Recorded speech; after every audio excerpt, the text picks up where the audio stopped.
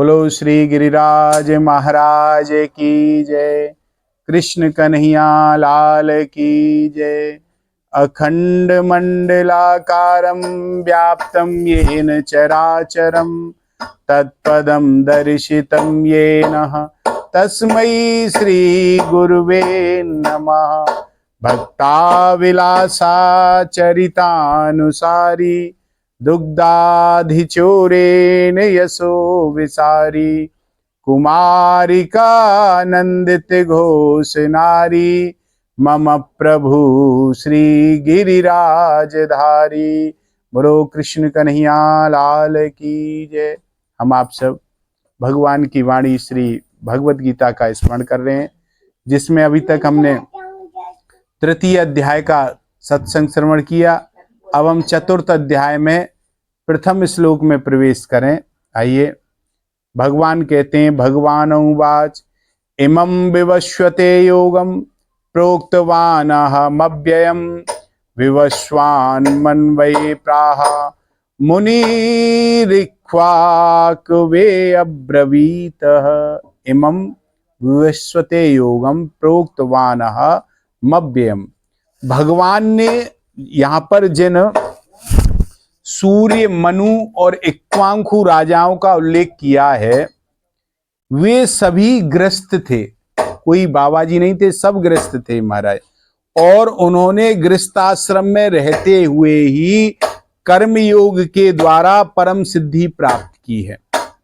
अतः यहाँ के इमं अव्ययम योगम पदों का तात्पर्य पूर्व प्रकरण के अनुसार तथा राज परंपरा के अनुसार कर्मयोग लेना ही उचित प्रतीत होता है।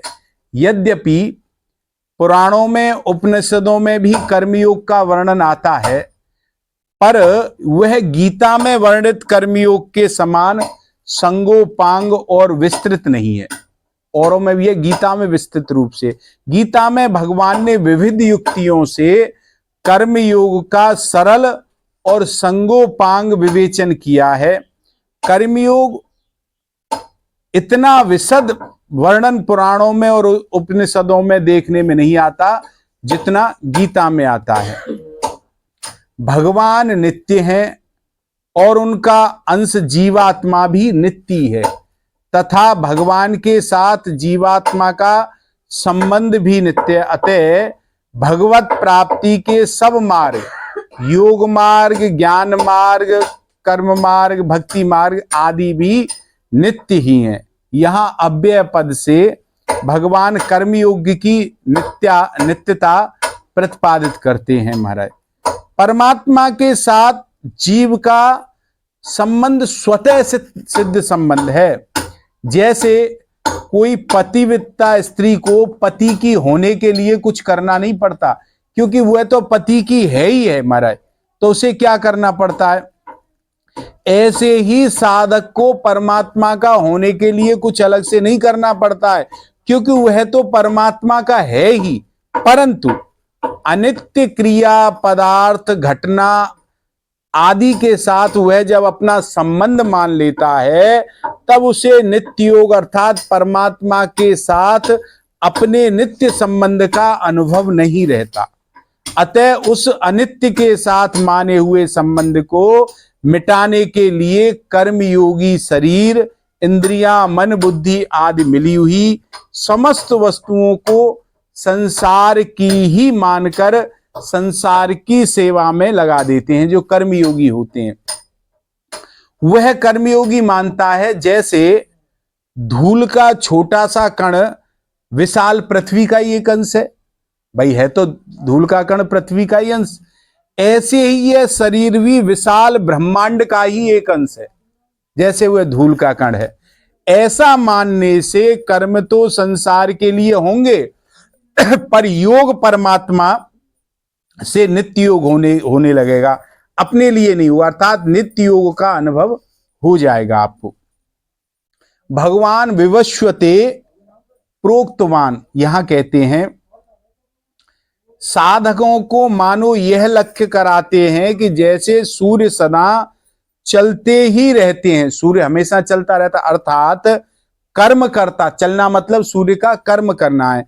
सूर्य कर्म करते रहते हैं और सबको प्रकाशित करने के पर भी स्वयं निर्लिप्त रहते हैं। सूर्य सबको प्रकाश देता है लेकिन स्वयं तो निर्लिप्त है उससे महाराज। ऐसे ही साधक को प्राप्त परिस्थितियों के अनुसार अपने कर्तव्यों का पालन करते हुए स्वयं करते रहना चाहिए और दूसरों को भी कर्मयोग की शिक्षा देकर लोक संग्रह करते रहना चाहिए महाराज। पर स्वयं अपने को निर्लिप्त, निष्काम, निर्मम और अनासक्त रखना चाहिए जीव को। सृष्टि में सूर्य सबके आदि हैं, सबके प्रथम माने गए हैं। सृष्टि की रचना के समय भी सूर्य जैसे पूर्व काल में थे वैसे ही प्रकट हुए। सूर्य चंद्र मसोधाता यथा पूर्व कल्पयतः। उन सबके आदि सूर्य को भगवान अविनाशी कर्मयोग का उपदेश देते हैं या दिया है। इससे यह सिद्ध हुआ कि भगवान सबके आदि गुरु हैं। जो सूर्य सबसे प्रथम है उसको भी उपदेश दिया तो भगवान सब दिया, और साथ ही कर्मयोग भी अनादि है, ये आज का नहीं है, ये भी अनादि है हमारा। तो भगवान अर्जुन से मानो यह कहते हैं कि मैं तुम्हें कर्मयोग की बात बता रहा हूं, वह कोई आज की नई बात नहीं है। जो योग सृष्टि के आदि से अर्थात सदा से है उसी योग की बात मैं तुम्हें बता रहा हूं। मन की आज की नई मेरी कल्पना नहीं है कि आज ही मेरे मन में आई और तुम्हें मैं बता रहा हूं। यहां एक प्रश्न होता है कि भगवान ने सृष्टि के आदि काल में सूर्य को कर्मयोग का उपदेश क्यों दिया? तो बताते हैं कि सृष्टि के आरंभ में भगवान ने सूर्य को ही कर्मयोग का वास्तविक अधिकारी जान करके, भगवान ने माना कि इसका अधिकारी है, अधिकारी जान करने के उन्हें सर्वप्रथम योग कर्मयोग का उपदेश दिया। नंबर दूसरी बात क्यों दिया कि सृष्टि में जो सर्वप्रथम उत्पन्न होता है उससे ही उपदेश दिया जाता है।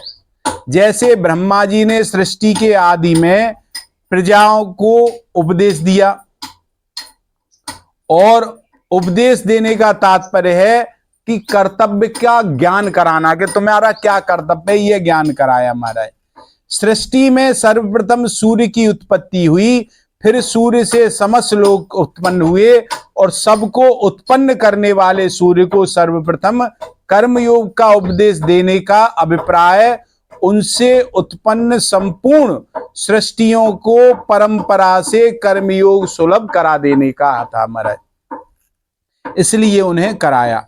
तीसरा कारण कि सूर्य संपूर्ण जगत के नेत्र हैं, भगवान के नेत्र माने गए ना सूर्य, और जगत के भी नेत्र सूर्य हैं महाराज, उनसे ही सबको ज्ञान प्राप्त होता है, सूर्य से ही ज्ञान प्राप्त होता है।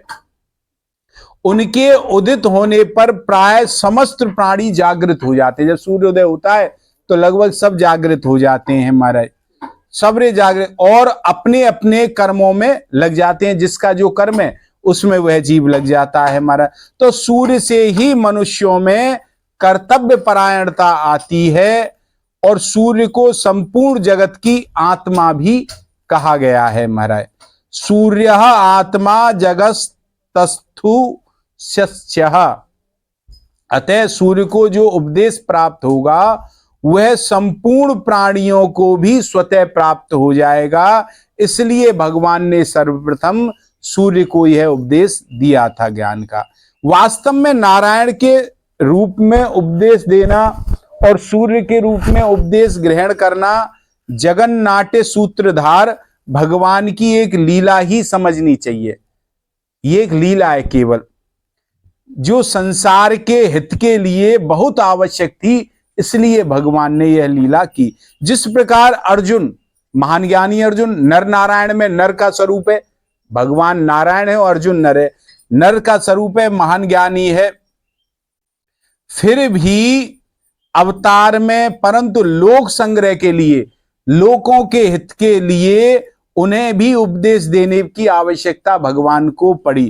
ठीक उसी प्रकार भगवान ने स्वयं ज्ञान स्वरूप, जो सूर्य भी तो ज्ञान स्वरूप है, उसको भी लोगों के हित के लिए ज्ञान का उपदेश दिया, जिसके फलस्वरूप संसार का महान उपकार हुआ है और हो रहा है और होता ही रहेगा जब तक रहेगा। महाराज विवस्वान मनवे प्राहा मुनि रख्वांक वे अब्रवीत।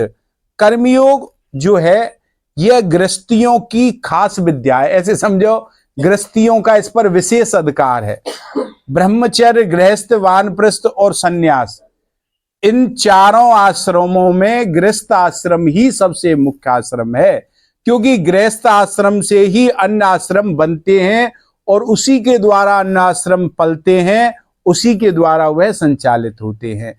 मनुष्य गृहस्थ आश्रम में रहते हुए ही अपने कर्तव्य कर्मों का पालन करके सुगमता पूर्वक परमात्मा की प्राप्ति कर सकता है। उसे परमात्मा की प्राप्ति के लिए अपना आश्रम बदलने की जरूरत नहीं है कि सन्यास और वानप्रस्थ में जाए, उसकी जरूरत नहीं है। भगवान ने सूर्य, मनु और इक्ष्वाकु आदि राजाओं का नाम लेकर यह बताया है कि कल्प के आदि में गृहस्थों ने ही कर्मयोग की विद्या को जाना और गृहस्थ आश्रम में रहते हुए ही उन्होंने कामनाओं का नाश करके परम तत्व को प्राप्त किया है।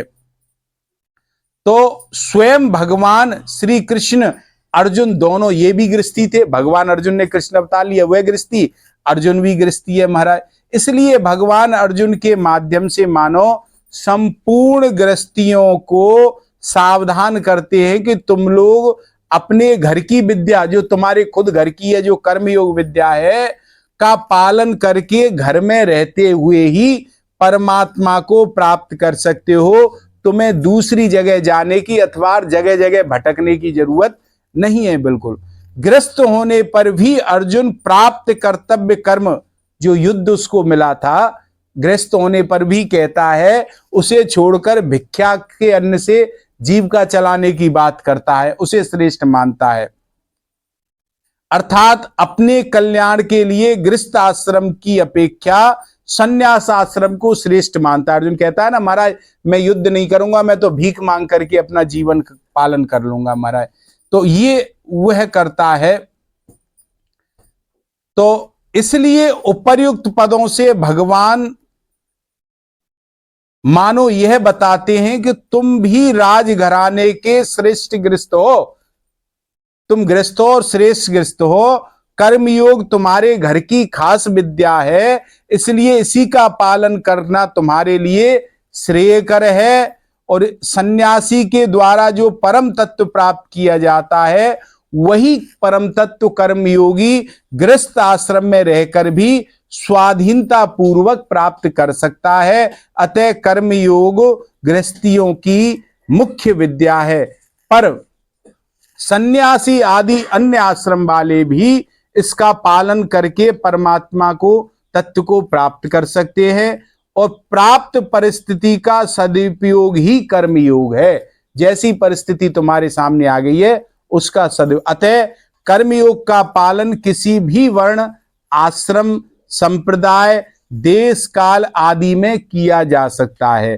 किसी विद्या में श्रेष्ठ और प्रभावशाली पुरुषों का नाम लेने से उस विद्या की महिमा प्रकट होती है, जिससे दूसरे लोग भी वैसा ही करने के लिए उत्साहित होते हैं।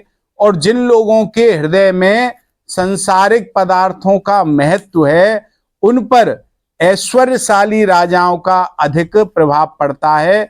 इसलिए भगवान सृष्टि के आदि में होने वाले सूर्य का तथा मनु आदि का प्रभावशाली राजाओं के नाम लेकर के कर्मयोग पालन करने की प्रेरणा करते हैं। ये हमने प्रथम श्लोक का सत्संग किया। 2 मिनट नाम संकीर्तन, फिर विश्राम करेंगे। राधे राधे गोविंद गोविंद राधे, राधे राधे गोविंद गोविंद राधे, राधे राधे गोविंद गोविंद राधे, राधे राधे गोविंद गोविंद राधे, राधे राधे गोविंद गोविंद राधे राधे राधे गोविंद गोविंद राधे। बोलो कृष्ण कन्हैया लाल की।